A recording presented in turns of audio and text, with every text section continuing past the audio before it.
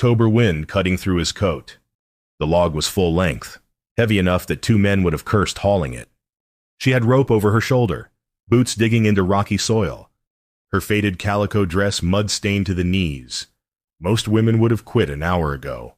He nudged his horse down the slope. The half-built cabin came into view, walls barely chest-high, no roof, surrounded by scattered tools and cut timber. A canvas tent sagged beside it, smoke rising from a meager fire pit. She heard his approach and straightened. Breathing hard. Didn't run. Didn't call for help. Just stood there, chin up, watching him come. "Afternoon," Jacob said, dismounting. "That's a lot of cabin for one person. Don't need charity from strangers." Her voice was steady, but her hands stayed on the rope like she might need to use it as a weapon. He studied the walls. Roof won't hold without proper bracing. Storms coming in 2 weeks, maybe less. "I'll manage." Jacob looked at her, then really looked. A scar ran from her left temple to her jawline, old and pale against weathered skin. "Burns," he guessed. She read his gaze and her shoulders tightened. "I'm not pretty," she whispered, defensive, like she'd said it 100 times before. Jacob met her eyes. "That's fine. I need honest, not fancy. Winter kills pretty folk first out here." She blinked. Something shifted in her face, surprise, maybe, or suspicion of kindness. "Why would you help me?" she asked. "Because I'm tired of liars in nice dresses." He picked up her hammer, tested its weight. The handle was wrapped in cloth strips for a smaller grip. "You got nails?" She hesitated, then nodded toward a crate. "I can pay with labor. I cook. I mend." "Fair enough." He walked to the nearest wall, examined the joints. "What's your name?" "Clara Brennan." "Jacob Morgan. I run cattle 3 miles south." He glanced at the sky clouds thickening, light fading. "We start tomorrow at first light." Clara watched him ride away until he disappeared into the pines. Then she sat down hard on a stump, hands shaking. First snow in 2 weeks. First hope in 6 months. She wasn't sure which scared her more. Jacob crouched by Clara's fire the next afternoon, examining her tools while she boiled coffee in a dented pot.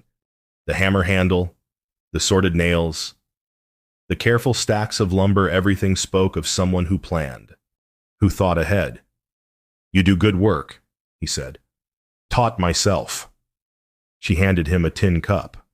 "After my husband died?" He sipped the coffee strong and bitter, cowboy style. "Town's got a lot of widows. Why buy land out here alone?" Clara's jaw tightened. "Merchant in town wanted me after Thomas passed.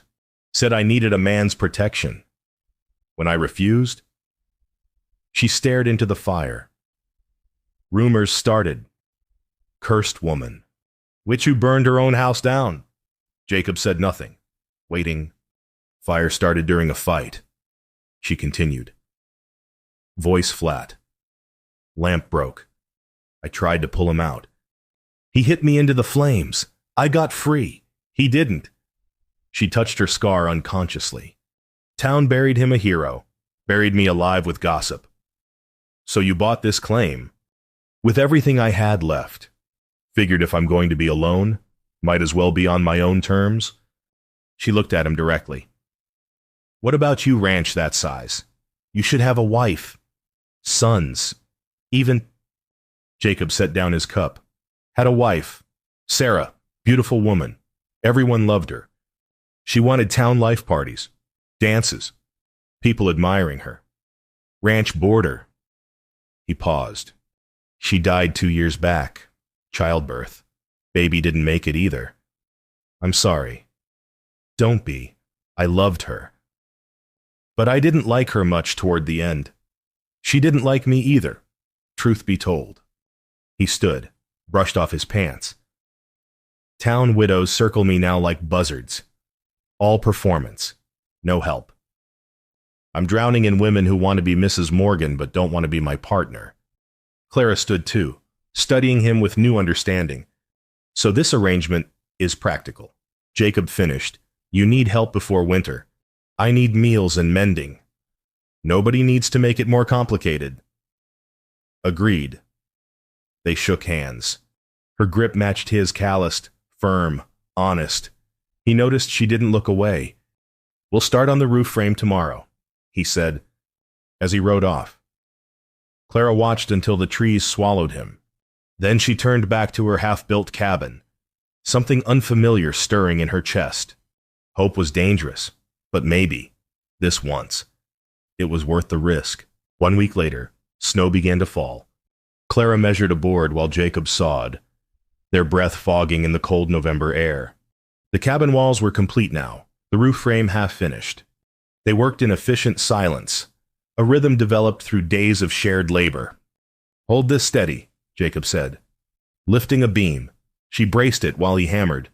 Snow dusted their shoulders, melting against their necks. Thomas used to drink, Clara said suddenly. Started after we lost our first baby. Got mean when he drank. Jacob kept hammering but listened. That night, he came home drunk. Started yelling about supper being cold, about me being useless. Knocked the lamp over during the fight.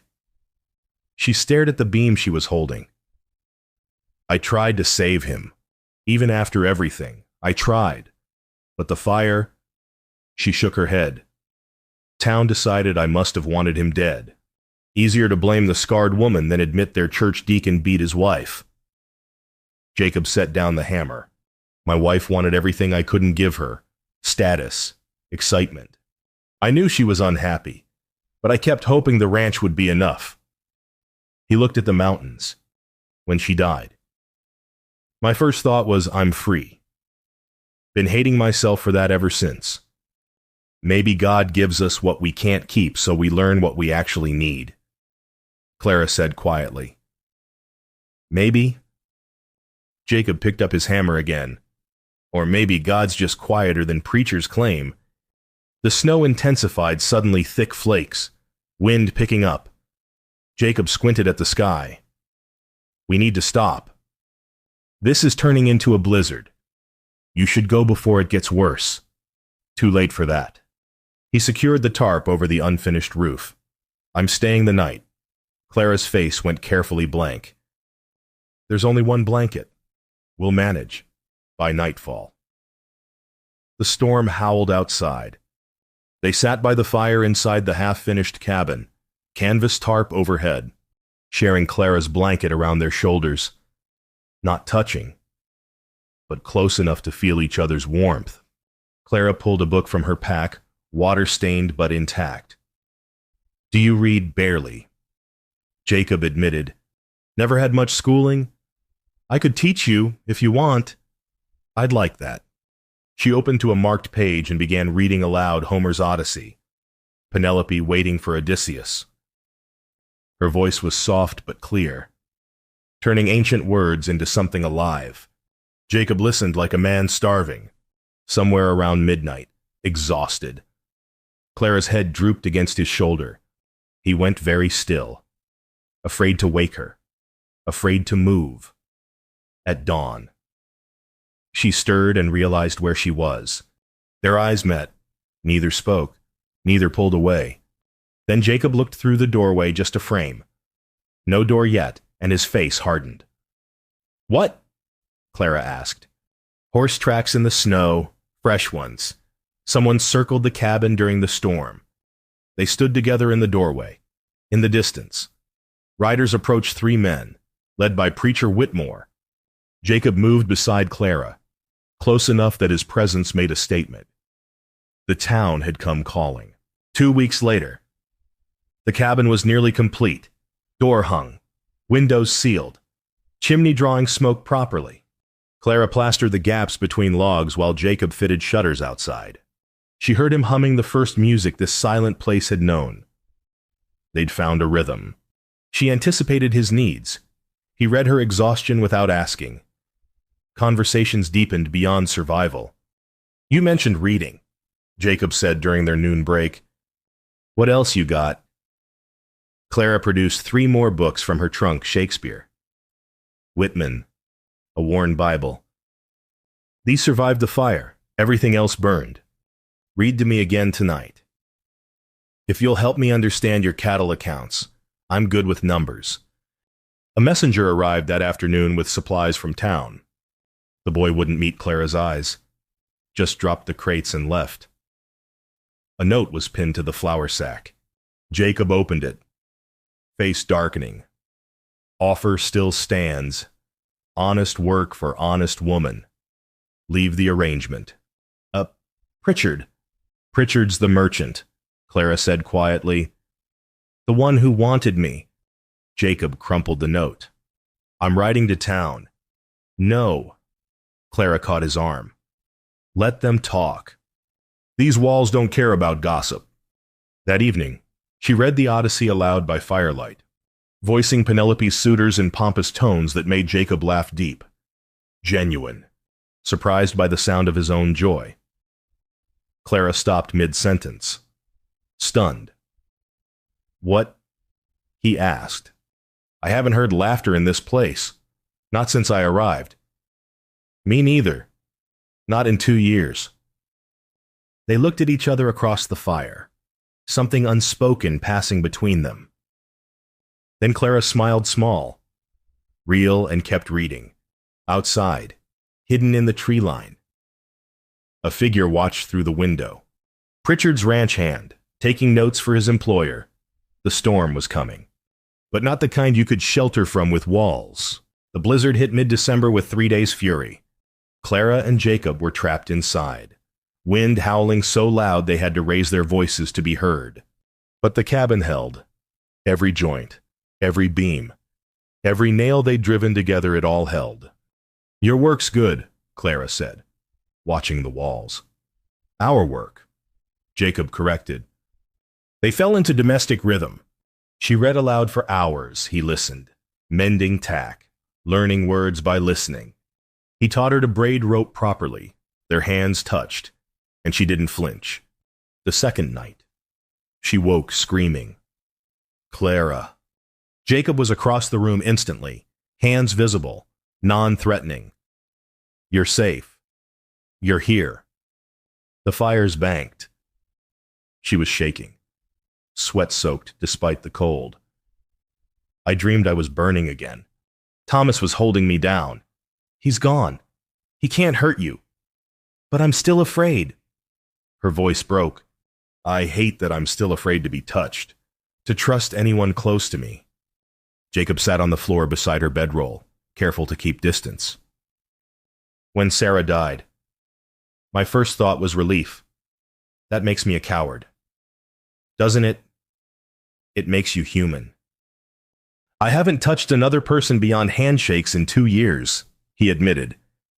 Scared of what it might mean, scared I'd mess it up again. They sat in silence. 2 damaged people learning they weren't alone. The third night, exhausted from tension, Clara fell asleep against his shoulder while he read haltingly from her book he was learning. Slowly, he didn't move until dawn, afraid to break whatever fragile thing was growing between them. She woke, realized where she was, met his eyes. I'm sorry, she started. Don't be. You smell like pine smoke, she murmured, half asleep still. And safety. You feel like home, he whispered back. Morning broke clear and bright. The storm had passed. They separated awkwardly, both knowing they'd crossed a line neither could name. Jacob stepped outside to check the chimney and froze. Fresh horse tracks circled the cabin in the snow. Someone had watched them during the storm, close enough to see through the windows. Their privacy had always been an illusion. The week before Christmas, Clara insisted on accompanying Jacob to town for supplies. I'm tired of hiding, she said. Town's not kind to you. Then they can be unkind to my face. Elkridge was 20 miles south, a collection of wooden buildings around a church and general store. They arrived Sunday morning just as services let out. Clara walked beside Jacob down Main Street, chin up, scar visible in cold sunlight. Conversation stopped. Women clutched children away, Men stared with contempt or unwanted interest. Preacher Whitmore blocked the mercantile steps, flanked by Amos Pritchard and 3 church elders. "Brother Morgan," the preacher's voice carried, "this woman is known for sin. You defile her and yourself with this arrangement." People gathered, forming a crowd. Pritchard stepped forward, oily smile in place. "Clara, my offer stands. Honest work at my boarding house. Save both your reputations and this." The trap closed around them: public accusation, social pressure, the weight of judgment. Jacob felt panic rise, the old instinct to avoid scandal, to protect his name. Sarah had cared so much about appearance. He'd spent years enabling that lie. "It's just work." He heard himself say, "The cabin's nearly done." The words hung in frozen air. Clara went rigid beside him. Just work. He'd reduced everything: the shared nights, the laughter, the trust they'd built to labor, made her nothing again. "See," Pritchard's smile widened, "even he knows you're not worth defending. Clara." She turned and walked to the wagon without a word. The silent ride home lasted forever. At her cabin, she climbed down, spoke without looking at him. "Don't come back. The cabin's finished. Our contract's done." She closed the door he'd hung in his face. Jacob sat in the wagon, snow beginning to fall again, and understood exactly what he'd done. He'd chosen reputation over truth, just like before.